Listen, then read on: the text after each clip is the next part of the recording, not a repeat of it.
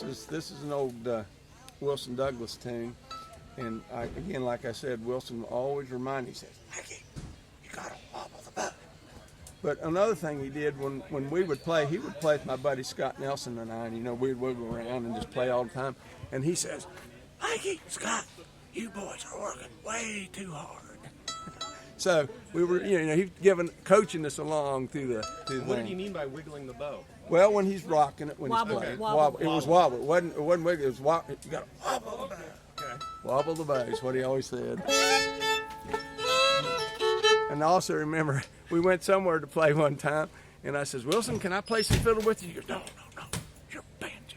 And that was it. Wilson was going to be the only fiddler. So this is a little tune called "PADDY on the Pike." You ready?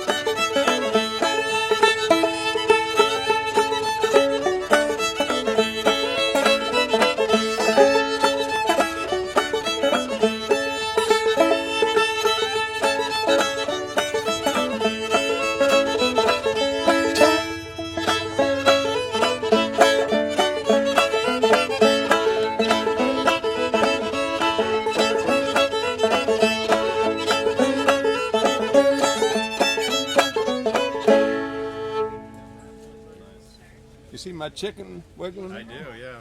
That tells you you're doing it right? Yeah, fried chicken's my favorite animal. Well, thanks a lot for coming to do an interview with Oldtime Central. You're very welcome.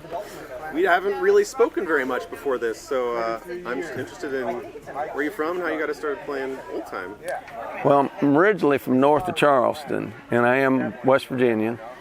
And my old time roots go back to the early 70s. And I was a freshman in college at West Virginia University. Okay. And they have a festival in Elkins, West Virginia, and they've had it for years, the Forest Festival. And so our college club, we went down, we had we'd set up a booth, to give out information about the school and all that during the Forest Festival, because logging and forestry is an important, integral part of this part of the state. Sure. And so while I was there, I'd been dinking around with the guitar a little bit now, and I thought I was going to be another Jimi Hendrix or a Robert Plant or something like that, and I found out quickly that wasn't the case.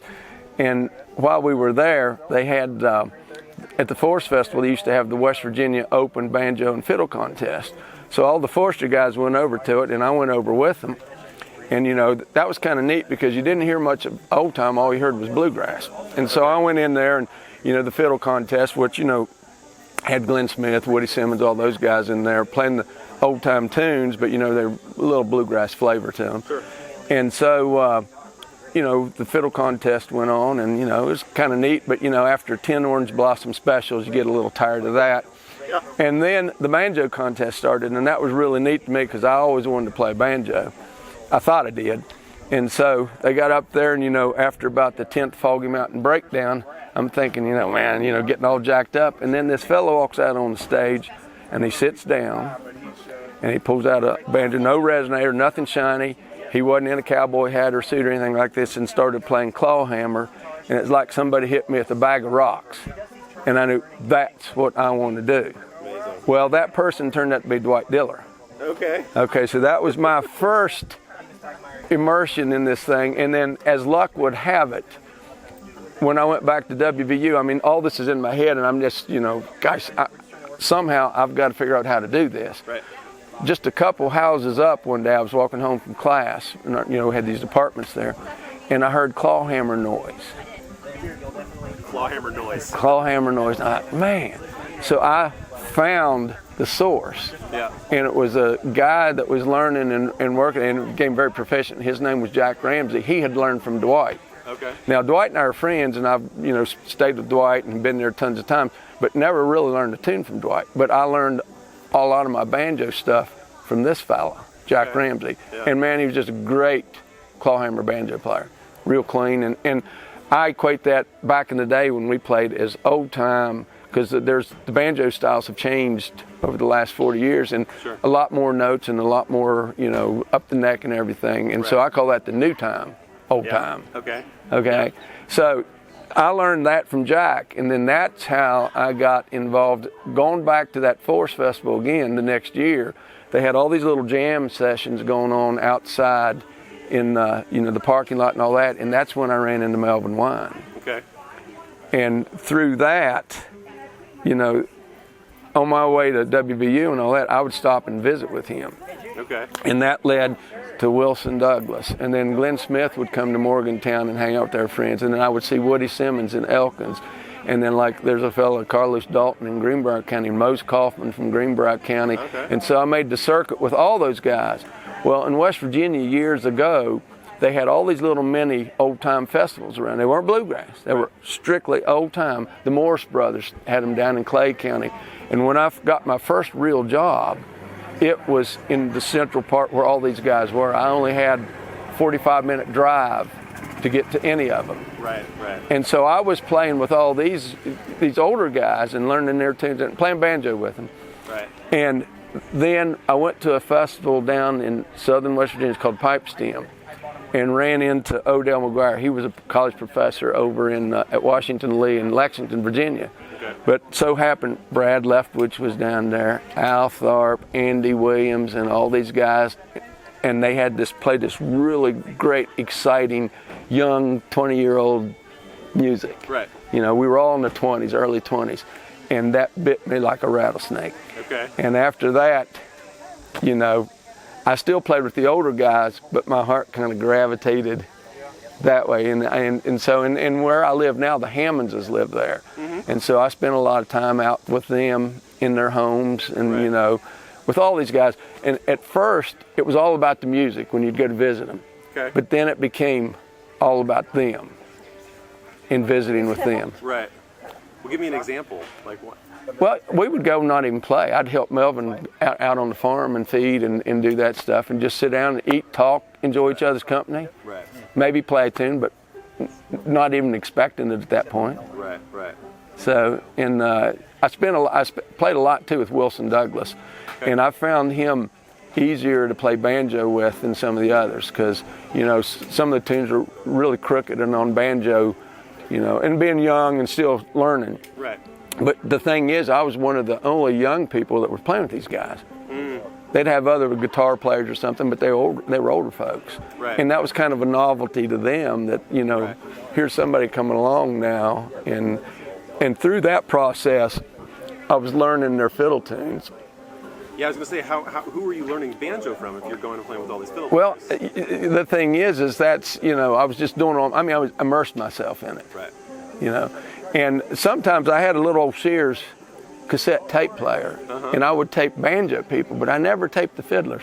And what is interesting about that is that, Wilson and Lee Triplett swore they learned the same tune from the same older guy, but yet one went back to Nicholas County and played it, and one went to Clay County, and they're two entirely different tunes. Right.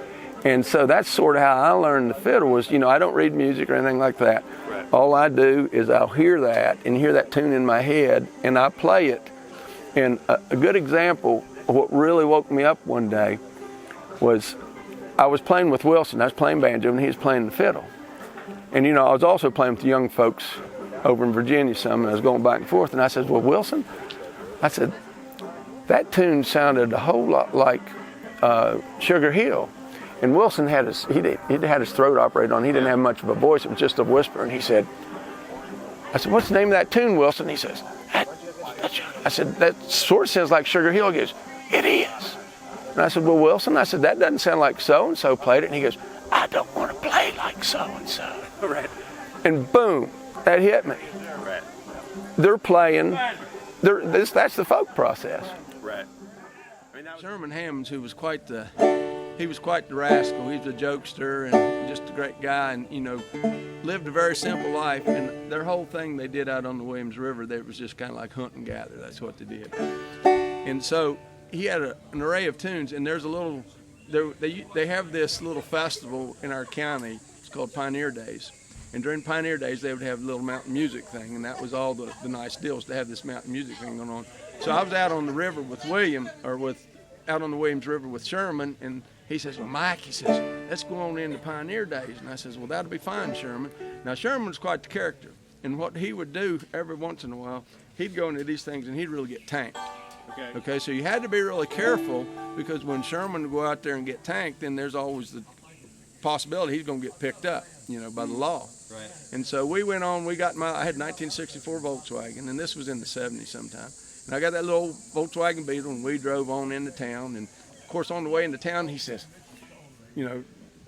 those mountain folks chewed a lot and everything. He says, Mike, he says, I've got terrible heartburn. He says, you got anything in this car for it? And he opened my little glove box up, and there was a thing of Rolaids. He says, you mind if I have some Rolaids? I said, Sherman, you can have some Rolaids. He ripped the thing open and ate every one of them on the way into town. So we get into town, and of course, I went over with the young folks and started playing and all that, and Sherman took off. Well, he was notorious for making gobblers and turkey noises and all. And of course, someone gave him the brown bag, and you can see him doing this and carrying on. And the next thing you know, you hear, and people around laughing and everything. Sherman's right in the middle of them, just carrying on and going on. And this went on. I played with the young folks, and then I see Sherman staggering off. I says, man, I got to get him out of here and back out on the river. So I said, Sherman, come on, this time we got to go. And so I got him and put him in the car, and we started out of town. And he perked right up. He said, now, be careful up there. It's a sharp curve and all this stuff. I said, Sherman, I thought you were drunk. He goes, no. He says, somebody's got to be the buffoon. That was Sherman Hammons. That's cool. And this is an old tune of his, and I don't know how many people don't know much about it. He called it Groundhog, and it's in the key of D.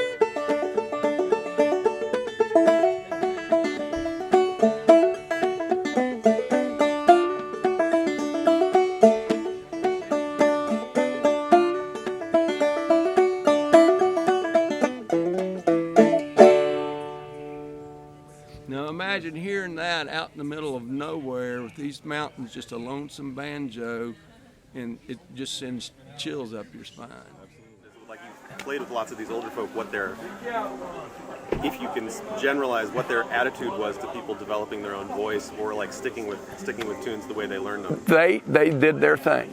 Right. And they learned them young because they reached a certain point where they had this repertoire and they didn't expand it at all. Right. That was it. Right. Those are the tunes they played, and it was great, absolutely great.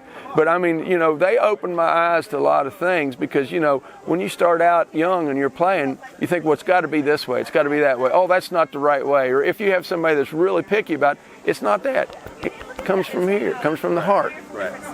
That's real old time music. Right. Not being politically correct and hitting every note and everything and jazzing them up. And that's what Wilson says. They jazz jazz them up too much.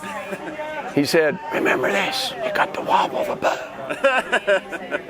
You know, those were his, that's how he explained to me what he was doing. Right.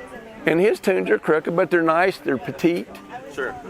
You know, and there's others I can't remember which fiddler told me this one time. We were playing a tune, and it was just, you know, real rhythmic and just going after it. And they says, remember, it's all about the dance. And when you think about it, that's what they did. They didn't perform like you have today. Right. They played for square dances. Right. That was it. Right. You know, the community get together, they'd play. Yep. So that's sort of, I mean, I could go on and on and on, you know, because I've spent so much. They were always encouraging other people to. Not only were they encouraging, they were very welcoming. And no matter who I played with of the older generation, never once did one of them ever kind of snob you out. Right. Okay? They were welcoming. You come in, and never once did you ever hear them criticize you. They were always encouraging, saying, that's great, man, you're doing great. Right. And it makes you feel good when these guys did that. Yeah. You know, and things, we were out of this whole deal for about 25 years. We didn't play. Our kids were growing up. We got involved with their jobs. And so about 1984 to 2008, we didn't do a thing. Okay. And during that time, this music evolved so that when we got back into it, Yeah. and we went to a festival, I was embarrassed a time or two because I'm inviting people in to play like I was, and other people saying, well, if you're doing that, I'm not going to do it. Okay. And I thought, oh my goodness, what have I done? What's happening here? Right. And even today, right now, I welcome anybody that wants to come in. If it's 30 people end up 30 people playing, so what? Yeah. Yeah. You know, Yeah. There's times you can get off with other folks, and if you want to be real serious about it. But again, like I said, you know, it's for fun. Right. Yeah. Well, no, I'm also really interested because you had that contrast in your life between playing it really intensely and then you said, wow, the Exactly. kids are growing up not playing it. Exactly. What you think? I mean, now that you've come back, what is it? Why spend your life playing Oldtime? What is it about the community that? It bit me. Yeah. And the people here, you're not going to find anybody else, any better people than you've got right here. And they're all highly educated, most of them. In one thing or another. Right, and everybody shares and is welcoming, Right. you know, and there's no bigotry. Right. As far as I'm concerned, this is the perfect world. Right. You know, and it's the music is the bond. Yeah. The music's the bond. That's what brings everybody together. But I'm really fortunate in that at the time I didn't realize that I was living history with those old guys. Sure. I had no clue that's what I was doing. But today, there's very few people around that had that intensity with them. Like I did, Jerry Mills is one, and Jerry and I are good buddies. We go way back when he first came to West Virginia and was learning this. And, you know, with Bruce Molsky and Brad Leftwich and all those guys, we all were there together at the same time in the 70s. And it's kind of like that was the hub, and then everybody went their way, and now it's like spokes on a wheel. Right. And everybody's still playing in their community with the influence of everything that we had there, but that influence came from those old guys. Right. Right. And that's when I met them. They were all coming to West Virginia to go to these little festivals. And that's when I met them. But again, I got bit by that real hard-driving, young sound. Like, you know, you have it today, too. Sure. Man, it bit me like a snake, and I love that, too, because the old stuff was real slow, and, you know, so. Cool. We play us a tune or two? Yeah, I can do that. And I was going to say, my wife and I met doing this back in 75, wasn't it?